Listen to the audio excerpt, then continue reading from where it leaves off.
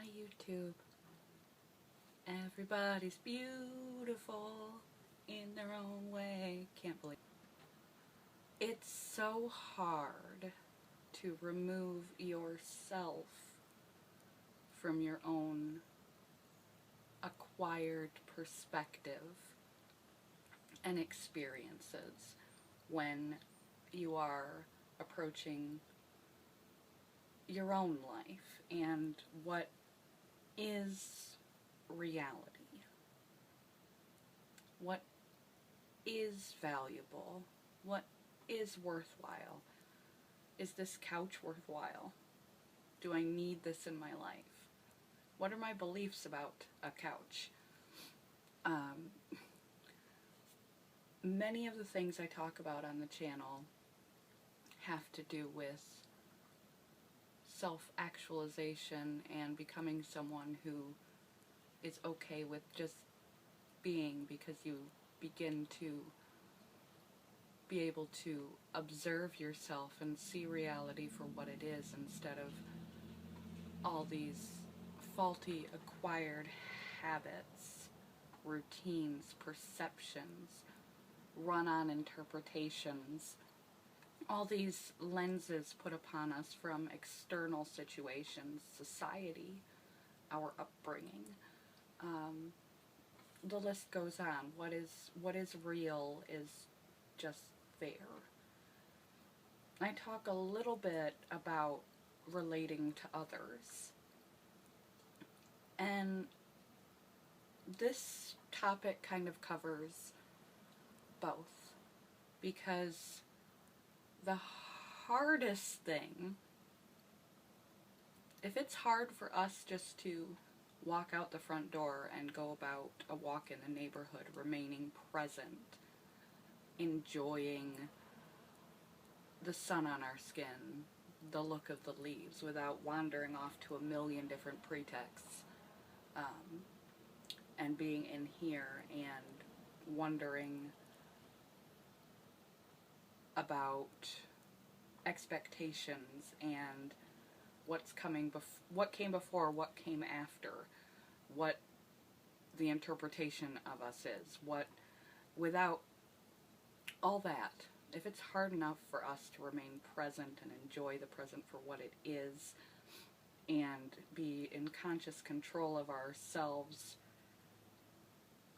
in reality and judge our own reality, the hardest thing to do is when we cross paths with other humans. Other people have their own story. Other people have their own level of where they are in relation to all of their own history, their own lenses, their own culture, their own belief system. That is the most challenging time for us to remove our own lens and truly be able to hear and see what this person is trying to offer us. Because something is lost in translation. A person is not vastly different from you. The greater the different background is, the more aware you have to be, consciously be aware of your own presets and attempt to remove them. Try to be a clear slate. It is impossible, by the way, because you cannot remove your own history and your own lenses. We can only see things through what we already know. It's just how the world works. If someone was told that a couch were a table and they were raised that way, and that's all they've ever known, they're going to think you're very strange for sitting on that couch rather than eating on it. It's guaranteed. So when you approach someone, even those that are apparently like you, just humans, go in with the awareness that people do not think the same as you. People do not act the same as you. And when we are interpreting their body language, their facial expressions, what they're trying to get across, how to interact with them, what they do and what they are about, we are always projecting. Always, always, always projecting. We can't help that we only know what we know. We can't help that we come with a sort of a preset that everyone on this planet has the same capabilities, the same abilities, the same capacity, the same resources, the same background. They work like I work, and they're doing that because I would do that. Or they're not doing that because I wouldn't do that. And why are they doing that? That doesn't make any sense. We are projecting our own way of thinking onto another person.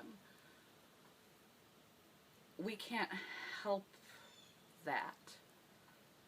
Just like removing yourself from your automatic reactions, your automatic feelings, the only thing you can do is invoke the higher self to be aware of this aspect. It's easy when dealing with an inert object like the couch, or the leaves, or remaining present. When you're dealing with a highly moving, living entity, another human being, it can become much harder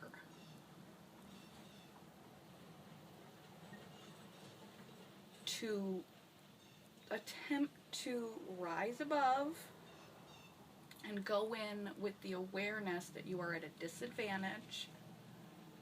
You are going to miss some things, and you are only going to see what you're able to see, and you're going to interpret through your own filters.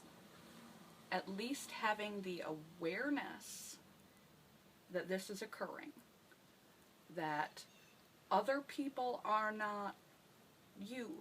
Not only are they not you, even if they seem like you, they are not you. And if they seem different, they have a lot of similarities to you.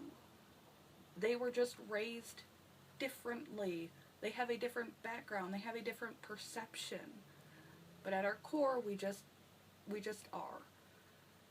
And you're guaranteed to lose something in translation. So just like interpreting your own thoughts and feelings as a given fact, and why doesn't this person do more with their life? Why are they behaving that way? It's because we're interpreting with our own lenses, and we don't know we do it. If you can at least go in knowing that, you're a lot more able to approach people that seem so different because they're not so different, without judging, without assuming that you've got it all figured out about how this person operates, why they're doing X, Y, and Z, why they said that, what they're about, what they're feeling at any given moment, what they're thinking at any given moment. We can't read minds because we're not in theirs. And we shouldn't judge, and we shouldn't presume that we've got someone figured out, even those closest to us, because we can never fully figure out a separate entity. So do the same sort of operation, modus operandi, that you do with yourself. Receive. Be open. Non-judgmentally accept what is put out. And then when you take stock and you critically analyze, try to use your higher self, remove yourself from using your own lenses as much as possible. Am I inferring this? Am I presuming? Am I assuming? Am I saying that something is good or bad? Am I assuming this has to do with me somehow? Am I trying to project that I know what another person is thinking, feeling, acting, or behaving? Am I assuming that they should be doing this, that, or the other thing when I'm not taking into account their history, their resources, their capabilities, their interests? Being aware of this makes you more tentative in how you respond and receive others, and how you try to direct others or judge others. We can't. We don't know.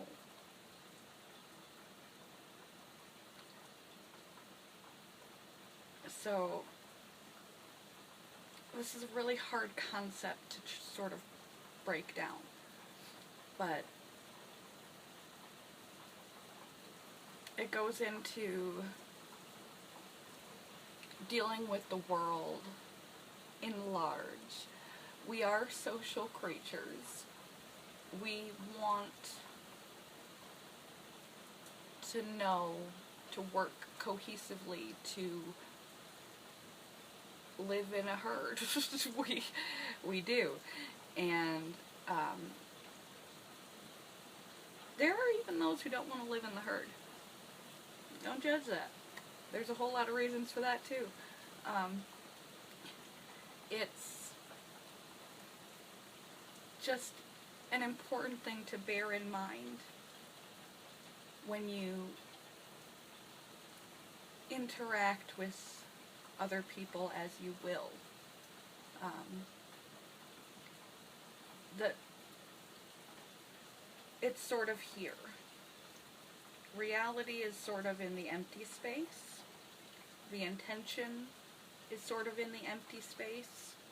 What's actually being said is what's actually happening. What's actually intended is somewhere in the empty space. And you are here and they are here. And it will always be this way. And between the two of you, just as you have an interpretation of everything, you'll have an interpretation of what, why, who, when, where, how this other person is, but it's just an interpretation, and it's mixing with their interpretation. So it's really a perception, a very mixed perception when two people connect. It will save you a lot of hardship with other people and help you to embrace other people, and help you to feel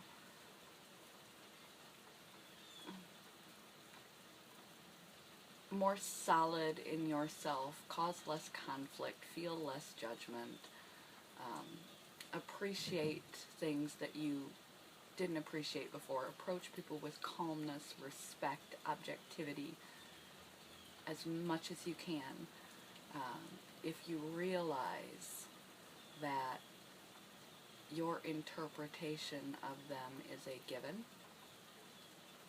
as much as our interpretation of reality, and it is further,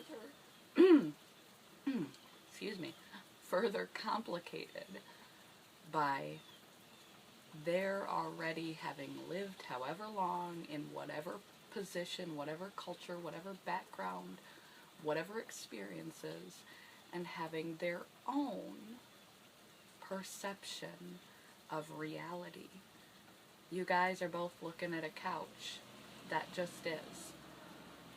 One of you is guaranteed to want to sit on it, one of you is guaranteed to want to eat off of it. And neither of you know these things about each other.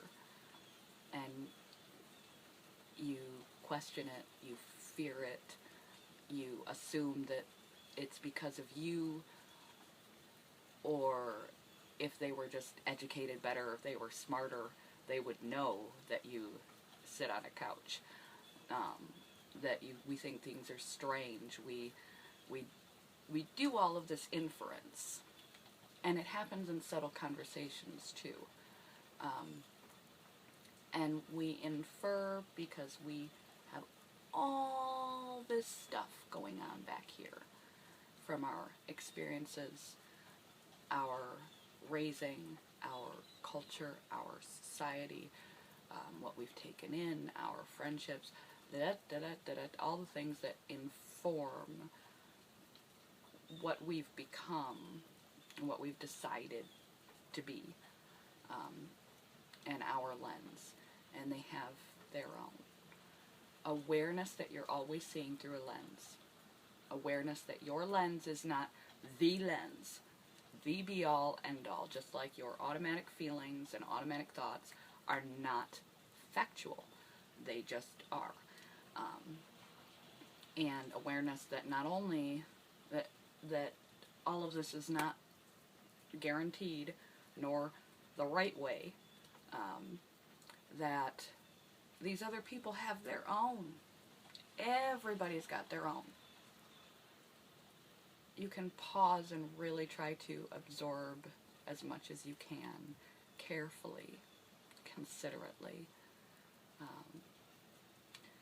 That's what I got for today. It doesn't really have an end. It kind of went around,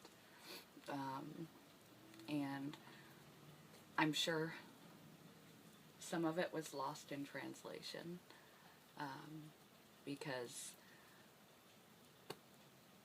I have my own, and all of you have your own. So if there's anything that I do that evokes something in you, I'm happy for that. Truly happy, because that's kind of the point. Or a tool or a trick that you can use, or that makes you think. That's fantastic.